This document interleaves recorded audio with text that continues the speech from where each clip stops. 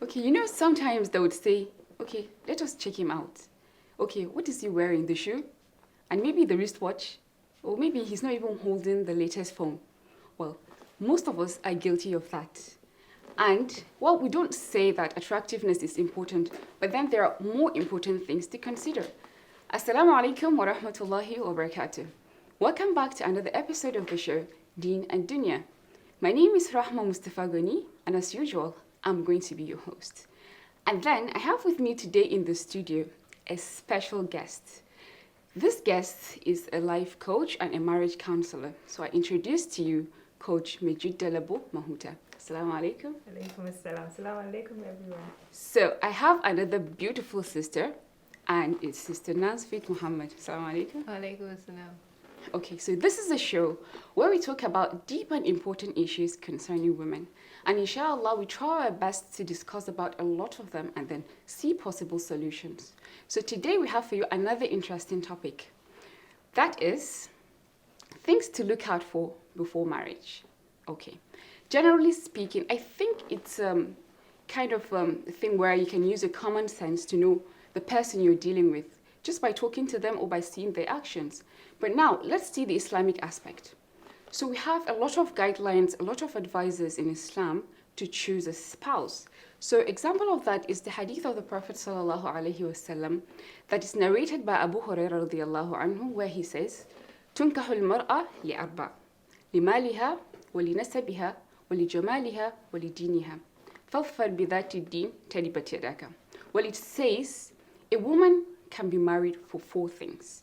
First, maybe her wealth, or her family status, or her beauty, or her religiosity. But then he says, choose the righteous one. Choose the religious one so that you will not be unsuccessful. So this is a very good advice, but sometimes people think that it's only peculiar to women. And that is when a man is going to choose a spouse.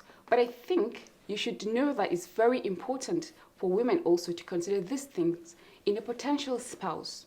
Another thing is you should know what you deserve. If you're a good person, you should look out for a good person, because even Allah mentions that الطيبون للطيبات, the good men are for the good women. So, but most times people do not consider all these things. So, Coach, what do you think? Well, I do believe that women do consider these things sometimes, and even though sometimes women are overlooked, Okay. sometimes you would see that people would just be like, okay, you as a woman, you are not really considered. It's only the man that should be considered. Okay. But then nowadays I see that all the ladies do nowadays, they all go after wealth. Is he wealthy? Yes. Where does he work? Right. What does he wear? Which kind of car does he drive? And all those sorts of things. But then one thing I really need the ladies of nowadays to really consider is that it's not all about the riches, really. Right. The riches that you're really after, at the end of the day, if you get married to a rich man, it doesn't necessarily mean that you're going to be rich. It doesn't necessarily mean that he's going to provide for you. Or you'll be happy. Exactly, or be happy. Because definitely I'm all for wealth and everything. There is nothing wrong with going after someone that is wealthy. Yeah. But then we all have to lower our expectations, really. Okay. Yeah. Yes, Nasfit? Okay, I think from the hadith you mentioned, like looking out for women, actually they look out for, as Coach Jidda said, the wealth and all of that. The wealth and the attractiveness, making their emotions to actually guide their decisions. But when it comes to marrying a man, I feel after the marriage, we actually try so much to control our desire. Making a marriage successful is all about trying to control, whether it's your finances, you actually try to control what you spend, whether it's when it comes to loyalty, to be loyal in a marriage, you also have to control certain desires. So why not before the marriage? You like wealth, right? You like beauty. You like someone that's patient. When you're looking out for someone, try to limit that your bogus imaginations, because sometimes the afterwards does not work that way. What if the guy is pretending? Yeah, definitely, but there are some pointers. Definitely, if our ladies nowadays, they tend to they don't do this kind of like the research they do before marriage. it's Okay. all gone now. I remember far back that is a deal breaker. They find out that you lied, or they go to one of your friends or your cousins and someone pointed out that definitely you used to smoke, or you used to Okay. smoke before, or there is something like there's just something wrong. Yeah. A grandmom or someone, or grand aunt can easily say Break no. everything. Okay. It will Yeah. break. They will break up. That, like, it's not happening. But nowadays, if you are rich, then that's just It's going to be it. They one, won't do yeah. anything. They won't go deep. They won't ask anyone. That is one of the major problems we're facing right now, really. Okay, yeah. Well, I know that there are a lot of things we'd have to consider. Maybe you might not even exhaust all of them. So maybe you might want to check check how the person manages anger, maybe effective communication, emotional intelligence, His a lot mental of things. state. Mental. Exactly. Yes. So, but then I mentioned that we would have to prioritize acts of worship or a religious person. So, but the thing is, people now confuse the meaning of righteousness or religiosity. Because when you see a person now that prays maybe 5 times daily, they fast the month of Ramadan and maybe even the Sunnah fasting, and also a lot of all the spiritual stuff. But if you look at it, this is just personal. It is just for the person. They're just merely acts of worship. But righteousness is a bit wide because it means that you would have to benefit yourself and also benefit others. Right, so because Allah mentions that إِنَّ الْأَرْضَ يَرِثُهَا عِبَادِيَ الصَّالِحُونَ, the earth or the world is going to be inherited by His faithful or righteous servants. So that means whatever you're going to do for you to be righteous, it means that you're going to give out to the society or other Allah's creations. So now people do not differentiate between someone that does acts of worship, which is obligatory on him, and someone who is righteous that can be a good spouse for you. That's one of the problems we're facing right now, really. A girl would come to you and she would say, okay, before I got married to him, he's all this, he prays on time, Exactly. he goes to the mosque, Exactly. he does this, he does that. But after marriage, he just turned into an entirely different kind of person. But really, that all along, that is the kind of person he has been. Yes. He just fulfills his righteous Islamic obligations, exactly. But then deep inside him, that is the person no that he is. consciousness. So they don't really know how to differentiate that. And really, it's really difficult because we don't even know the pointers to look out for. Okay, while relating to him, how do you relate? No, he prays on time, he does this, he calls Allah, he does this, he does that. But it's not that. It's not only that. We have to look out for his personalities, what he values, what he upholds, how he relates to you. These are some of the things that we as ladies need to look out for, not really only prayers, okay, reading the Quran, okay, Hafizul Quran, or this and that. It's not really that alone. His interaction with people as well. Exactly. Well, sometimes they might even notice that even the acts of worship is not in place. Maybe someone that constantly tells you that. They'll still go for him. Like, yes, it's the the world is desperation right now. Ladies of nowadays are desperate. I've had many men reach out to me to find spouses for them, and the thing really scares me. Yes, I've been able to connect some, and some 4 couples have been able to get married. Yes, alhamdulillah. But really, it's really a scary thing because someone would just reach out and will be like, okay, I need a lady, a righteous lady. How would you know if she is not living with you? Like maybe probably your sister, someone you grew up with, you can't really say, okay, this person is righteous. Most especially when it comes to the men. The ladies, you can easily point it out. You can easily see it. Okay. We as ladies, we know ourselves really. But then when a man comes and he's like, okay, find me a righteous girl, and the moment you say it out, like someone so and so person needs a wife, like you would just see your DM will just be filled up. Really, they won't ask anything. Please just give him my number. Give him my number. My mom is this. They Girls gave me 30 or boys? days. Girls. Yeah. They would just say, okay, my dad gave me 30 days ultimatum to bring to bring someone, or they would just marry me off. Things like that. I would be like, wait, you didn't even ask me. Who is this person? Do you know him? No, they don't. They don't ask. It's actually me that would point to them, okay, when he reaches out to you, ask him the relevant questions. And they will be at a loss. What would I ask? Like, how can you say that? I think this is the big open door to broken homes. Yes. Yeah. They're just after the nikah. Okay, let's just get married. What comes after the marriage, really? This is a deep question. Like, What comes after? the marriage. Yes, And you know, I feel at this point in time, we actually look so much like we feel, okay, modern. But however we think we're modern, the future will come and tell us that we are old. Now we have a lineage, which is our family, where we come from. People often neglect, they break off those things and just say, okay, I'm in love with him. I love him. I so much love him. Love is blind now. Like, It is. for a woman, I feel a woman, or not just a woman actually, whoever wants to really build a home, you want to have children, a progeny and all of that. You are that intermediary between now and then. So if that thing is built on just love, I feel it's going to crash. Definitely. Because even there was this time when Sanusi Lamido got married to his younger wife, he was asked questions that why did he marry her and all of that. And he made mention, he highlighted the hadith that you talked about. And at first when I read the article, I was like, is this man really serious? But then when I sat down later to reread it, I was like, this man is really saying the truth. He's talking out of experience. And you don't just marry someone based on social status come into place sometimes. And it could just ruin everything. Yeah. So, well, talking about righteousness, I think most times a man would say, I want a righteous wife.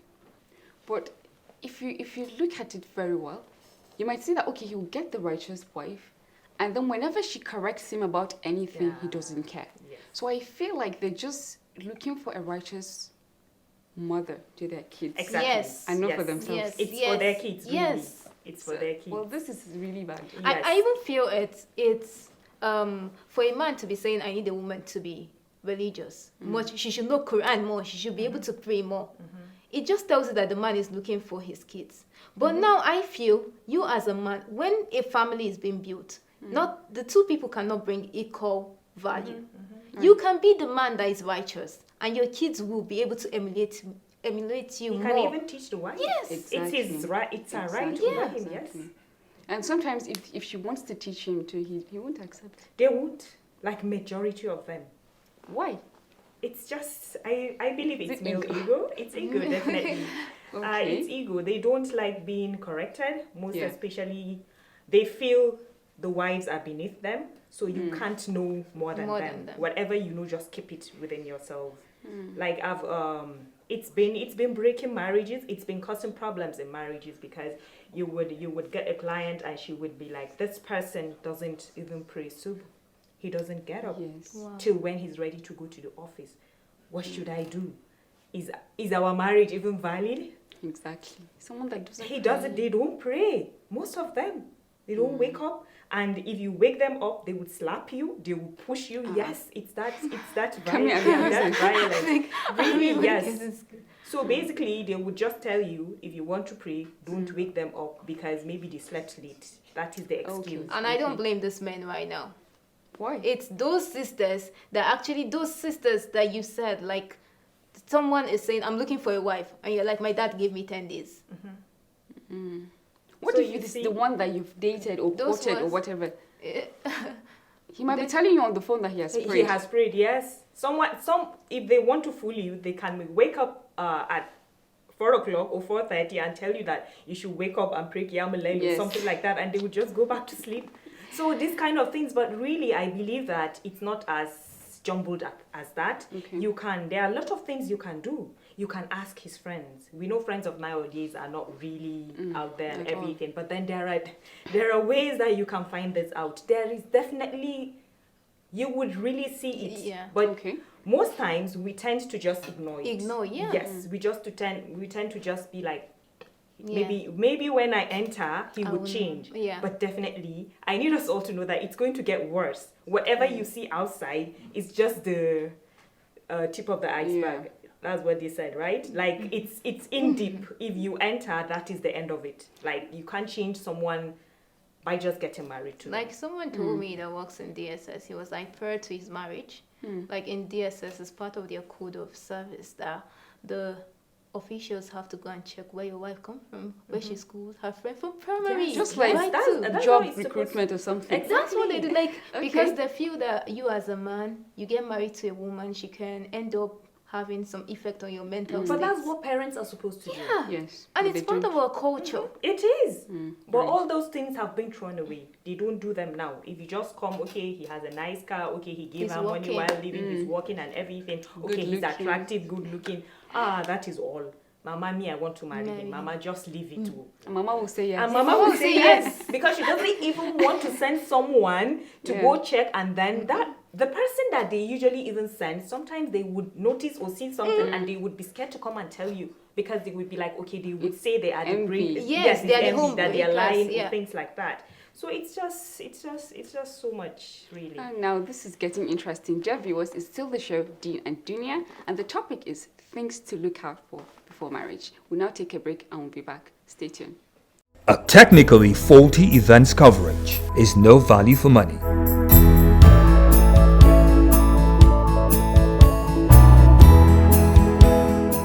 A crispy, clear, high-definition production, live stream, or online conference is our business.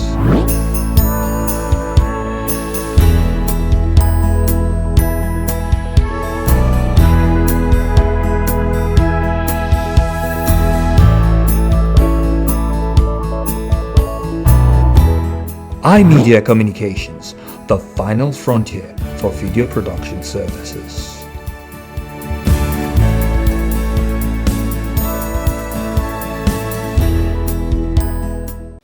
Dear viewers, it's still the show Deen and Dunya, and the topic is things to look out for before marriage. So we have in the studio our special guest, Coach Jidda. So we're talking about some of the things that you should look out for, and I think one of the things that people really emphasize is compatibility. So, but then people just look at the literal meaning of compatibility, that it's just being together with someone without much problems or conflict. Problems are inevitable, but I think for you to have the ability to balance what the other person has, because you both are coming from different backgrounds, you have different education, exposure, family, settings and all that, everything. So maybe if you have your differences, then you should learn to compromise and also meet at a middle point, more like complementing each other. Yes. So how do you think people should, look at these things deeply? Well, I believe if we as ladies can learn to study the other person, like study their values. Okay. Values are things they uphold, things things that make them angry.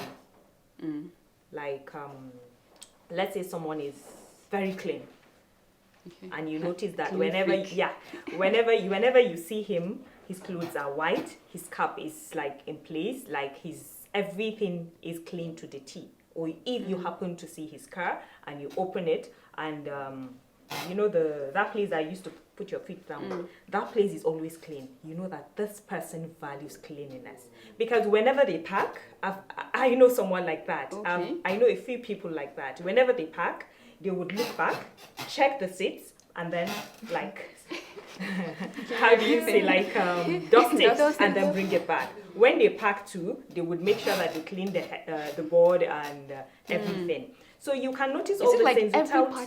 every time they park? Yes, most especially if they pick someone. Yes. You know, we go into the car with our dirty feet and Especially everything. in rainy Their season. eyes, yes, with that mud. And most of them walk around in their boots. They go around with water.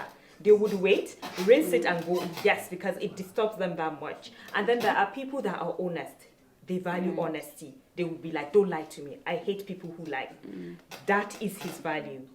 And you too, you would understand, okay, you would know that, okay, you're a clean person. You don't like people lying to you. You uphold things that you hold close to your heart. Yes, things that you value. If we can understand each other's values, we can be able to like complement each other. You know that, okay, after marriage, if you are married to someone who values cleanliness, you know that that house has to be clean before you go to bed. And if you cannot do that, don't even Exactly. Don't even Some start. people value food.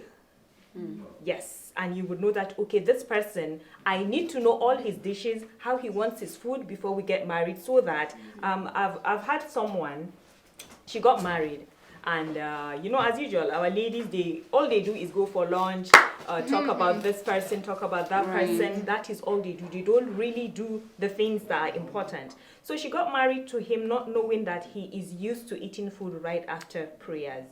Sorry? Yes. So they prayed and she went back to sleep.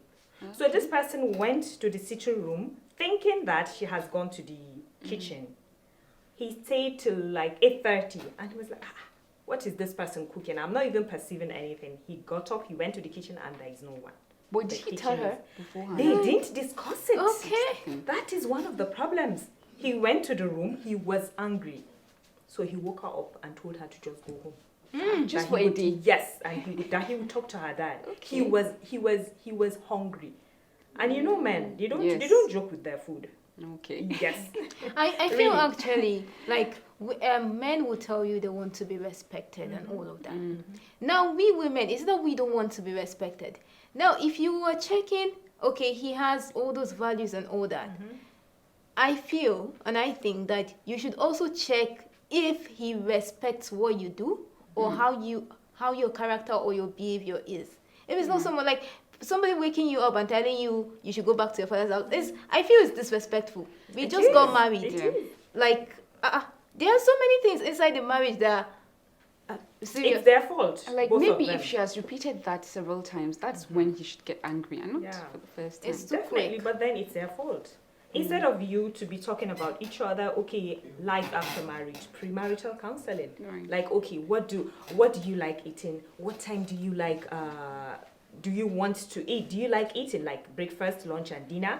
Okay, if you go to the office, would you come back for lunch or you would stay over there? No, these people will have to wait till after they're married and learn on And when the the job. thing happens. I mean, Exactly. the problem of girls, ladies, women is that before marriage, we spend our time on things that are attractive. Things that don't matter.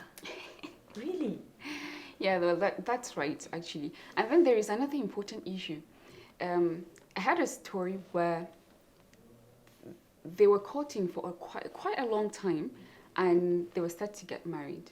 So, but they didn't do any test. So they were advised to go for a test. They didn't know even their ask about the genotype. Wow. I think that was like 2 days to the wedding. That was when they took the test. And I think it turned out to be AS or something like that. What happened? Wow. They had to cancel. I know some people would just go ahead and Yes, do some- it. Yeah, Some do some go that. ahead. Yes. There is someone that said she can manage. Yes, she can beat the odds or something like that. It's that because they of will pray. love now. It's It- love. It's when you enter. When you I read enter, a the book love that will said quench. that the strongest of love lasts for 2 years. After those 2 years, yes, the strongest of them lasts. The highest is 2 years. How about From the ones those- that last for 3 months or 2 weeks? Exactly. Those are the ones. That's the average, definitely. That's been shaky from. Exactly. Okay. It's been shaky, but the strongest of them that lasts long it lasts as long as 2 years. Then from that, definitely it's just your other personalities that will bring you together, that will keep you together. But why? So- Why? We want to know why. It's scientifically proven because the reason why love thrives outside, it's because you love the idea of that person. Okay. And you don't even get to spend time. You don't. You didn't don't spend the sleep whole together. day. You don't sleep in the same house. You just just spend saying a few hours. fraction. And those hours away, it builds this longing. Yes. You yes. would just long for someone, and those hours away from each other builds it up. Then when you meet, the love continues flowing, and then in your absence. But this one, you get married, and you would expose each other to all the nitty gritty, all the bad things. When you're All the outside, mind annoying you, things. you don't see all those annoying things. Yeah. Even if they don't exhibit them, they don't allow you to see them. The lady would hide them. The man too will hide them. It's when like you get married. There is someone that told me that she doesn't go to the toilet till her husband leaves the house. What kind of marriage Yes, is that? but she could only do it for the first, I think, 3 months. She couldn't Exactly. continue like That's that. just pretty No nice. matter how hard you try to hide something, at the end of the day, if you're married, you can't. You have to. It's just like you opening your whole, like opening your chest. Someone seeing deep inside you. That's right. It's different. So that is what I really need these ladies to understand. Life outside marriage is not going to continue as like Same when thing. you get after marriage. It's not going to continue like that. You are going to face reality. You are going to face life as it is. It's only your personality, your values That would last. that Yeah. would last. That is what will keep the marriage Mind going. The respect you have for each other. We really have to need to talk about the genotype thing, because there is another case where the daughter, I think she's like 10 to 12 years old, and she didn't always know that the cause of her sickness. You know, she would faint all the time. She's just in so much pain, and she'll be taken to the hospital. She doesn't even know what's going on with her. And she overheard the doctor talking to her father, saying she has sickle cell anemia. And that was the point when she started hating her parents. You know, so some people would just take their own personal interests because they want to be with the person, and later on it affects everything. Everyone. It affects their marriage because you wouldn't have time for each other. You would be jumping from one hospital to the other. You would come out today and go back tomorrow. And it wouldn't even be fair on the kids, really. The pain that these kids go through, it's not something that you would want to subject a child right. to. Before you have a son or a daughter, before you give birth, you won't understand the kind of love that comes with it. It's after you get married, because before I got married, I was like, kids, I'm not. It's something that, but it was after I got married and I gave birth and I understood the kind of bond between, Mother and child. yes, mother and child. And for you, this common malaria, if your son, I could remember when my son was a baby, I used to pray to Allah not to like basically let him not fall sick. This common cold, you know, when they're babies, the mucus will be in the nose can't and talk, they except can't, for they you to can't even talk, know they will what- be crying, the temperature, it comes with infection and everything. Yeah. This is something that I dreaded. Like, I wish that sickness, they can remove it from him and put it on me so that I can be able to manage myself only. Yeah. But having a sick child, and that sickness is not a normal infection. It's not typhoid, it's not malaria. Right. It's something that he is going to die with, definitely. And if you look at the lifespan, no, it's not something. I know of someone that always cries whenever her child has issues or problems or sickness. I know. Well, Really, it's not something, SSS, no, sickle cell is not something Except that... possibly you're not planning to have a child. no, that's not possible. That's No. not really? No, some people get married with intention of not having children. Or they intend to go for IVF, they can do that. Because there are some people that mistakenly got married, they didn't know, you know, before you don't know about all these genotype things.